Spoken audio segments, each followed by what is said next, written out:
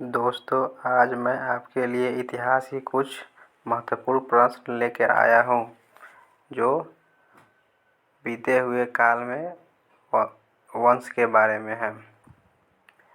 सबसे पहले चलिए प्रश्न की ओर बढ़ते हैं। सबसे पहला प्रश्न है, तुगलक वंश की स्थापना किसने की थी? इसका आंसर है गियासुद्दीन मुहम्मद तुगलक ने। अगला प्रश्न है, तुगलक वंश की स्थापना कब हुई थी? तो इसकी स्थापना 1320 ईस्वी में हुई थी। अगला प्रश्न है, सल्तनत काल में नहरों का निर्माण सर्वप्रथम किसने कराया था? इसका सही आंसर है गियासुद्दीन तुगलक ने।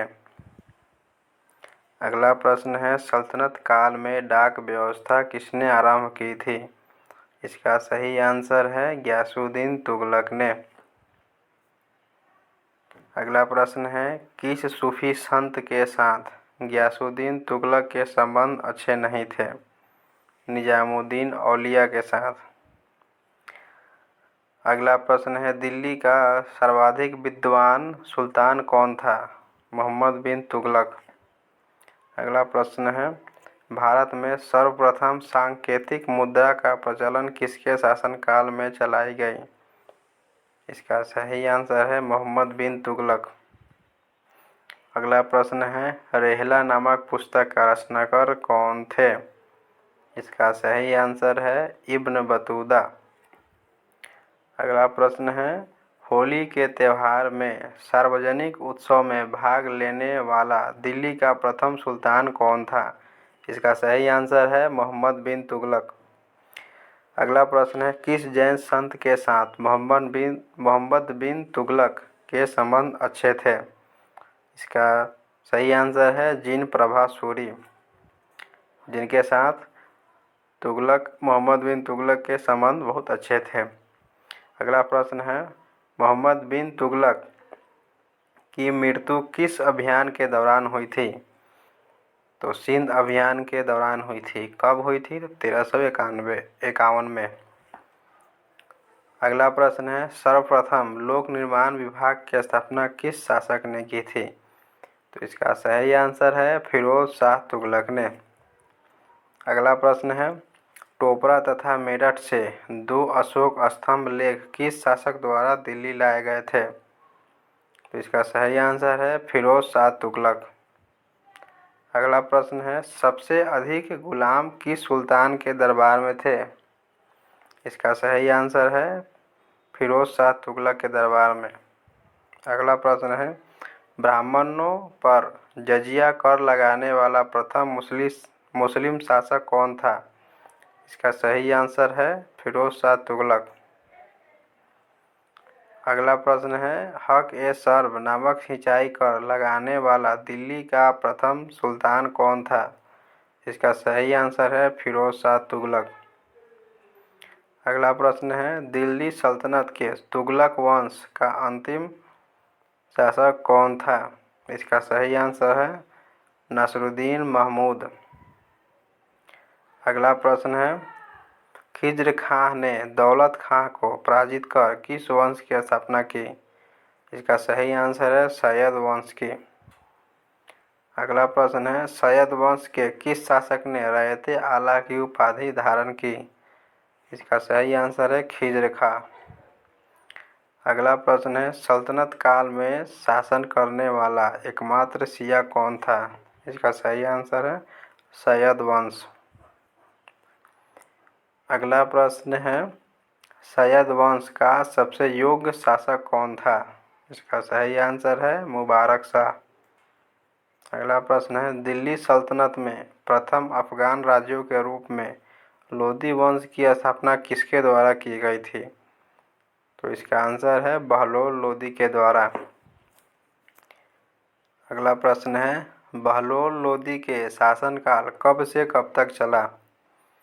तो इनका शासनकाल 1451 से 1489 ईस्वी तक चला। सिकंदर लोदी का शासनकाल कब से कब तक रहा? तो इनका सिकंदर लोदी का शासनकाल 1489 से 1517 ईस्वी तक रहा।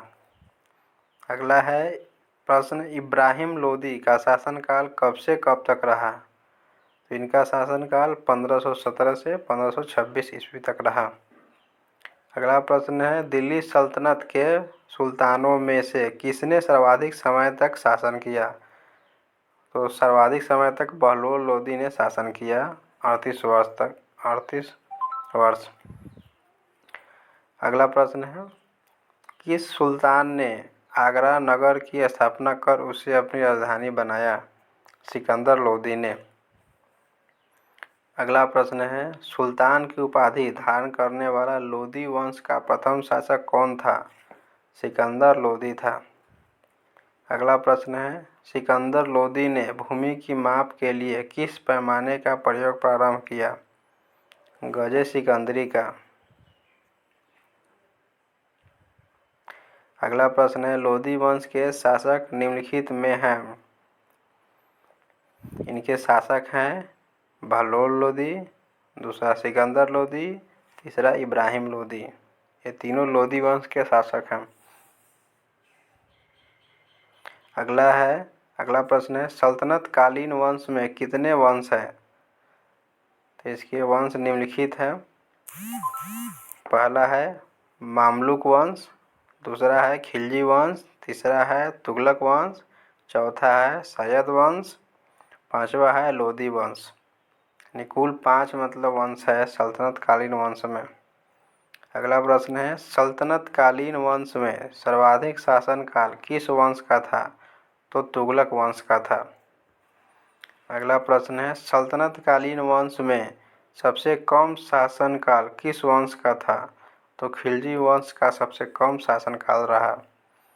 अगला प्रश्न है, सिकंदर लोदी किस नाम से कविताएं लिखा करता था? तो सिकंदर लोदी गुलरुखी नाम से किताबें लिखा करता था। अगला प्रश्न है, लोदी वंश के साथ साथ दिल्ली सल्तनत का अंतिम सुल्तान कौन था? अंतिम सुल्तान इब्राहिम लोदी था। अगला प्रश्न है, खतौली के युद्ध में इब्राहिम लोदी को किसने पराजित किया था? तो इनको पराजित महाराणा सांगा ने किया था। अगला प्रश्न है, पानीपत के प्रथम युद्ध में बाबर ने किसे पराजित किया था? तो इब्राहिम लोदी को पराजित किया था। अगला प्रश्न है, किस सुल्तान की मृत्यु के पश्चात भारत में मुगल वंश की स्थापना हुई? इब्राहिम लोदी के मृत्यु के पश्चात भारत में मुगल वंश की स्थापना हुई। दिल्ली सल्तनत का कौन सा सुल्तान जो रणभूमि में वीर गति को प्राप्त हुआ? इब्राहिम लोदी जो रणभूमि में वीर गति को प्राप्त हुआ। अगला प्रश्न है, भारत में पोलो खेलने का प्रचलन किस शासक ने किया? तुर्कों ने किया। अगला प्रश्न है, किस भारतीय ने संगीत यंत्र तबला और सितार का प्रचलन किया था? अमीर खुसरो ने। अगला प्रश्न है, हिंदी खड़ी बोली का जनक किसे माना जाता है? तो अमीर खुसरो को हिंदी खड़ी बोली का जनक माना जाता है। अगला प्रश्न है, विजयनगर साम्राज्य की स्थापना कब और किसने की थी? तो इसका सही आंसर है 1336 में। 1336 ईस्वी में हुआ था और हरियर और बुक्का नामक 2 भाई ने विजयनगर साम्राज्य की स्थापना की थी। अगला प्रश्न है, विजयनगर के किस शासक ने चीन के सम्राट के पास अपना राजदूत भेजा था? तो बुक्का प्रथम ने चीन के सम्राट के पास अपना राजदूत भेजा था। अगला प्रश्न है, विजयनगर का पहला शासक कौन था जिसने बहमनियों से गोवा को छीना था? तो हरिहर द्वितीय पहले शासक थे जिन्होंने बहमनियों से गोवा को छीना था। प्रसिद्ध विजय विट्ठल मंदिर कहाँ अवस्थित है? तो यह मंदिर हम्पी में अवस्थित है और बहुत ही भव्य मंदिर है। अगला प्रश्न है, कृष्णदेव राय ने गोलकुंडा का युद्ध किसके साथ किया था? इसका सही आंसर है कुली कुतुब शाह के साथ। अगला प्रश्न है, संगम वंश का संस्थापक कौन था? तो इस संगम वंश का संस्थापक हरिहर प्रथम थे, जो 1300 जिनका शासनकाल 1336 से 56 तक रहा। अगला प्रश्न है, सालू वंश के संस्थापक कौन थे? सालू वंश के संस्थापक सालू वंश थे, जिनका शासनकाल 1485 से 1505 तक चला। अगला प्रश्न है, तुलु वंश के संस्थापक कौन थे? इसका सही आंसर है वीर नरसिंह। 1505 से 1570 ईस्वी तक इनका शासनकाल चला। अगला प्रश्न है, अराविडु वंश के संस्थापक कौन थे? तो इनका सही आंसर है तिरुमल, जो 1570 के बाद इनका शासनकाल रहा। दोस्तों, ये थे इतिहास के कुछ महत्वपूर्ण वंश जो हमारे देश के बीते हुए इतिहास के साक्षी हैं। चलिए यहीं तक ख़त्म करते हैं। Thank you. और प्लीज़ अगर आपको ये वीडियो अच्छा लगे, अगर ये मतलब महत्वपूर्ण प्रश्न आपको अच्छे लगे, तो प्लीज़ मेरे चैनल को लाइक और सब्सक्राइब कर दीजिएगा। आपका बहुत बहुत धन्यवाद। Thank you.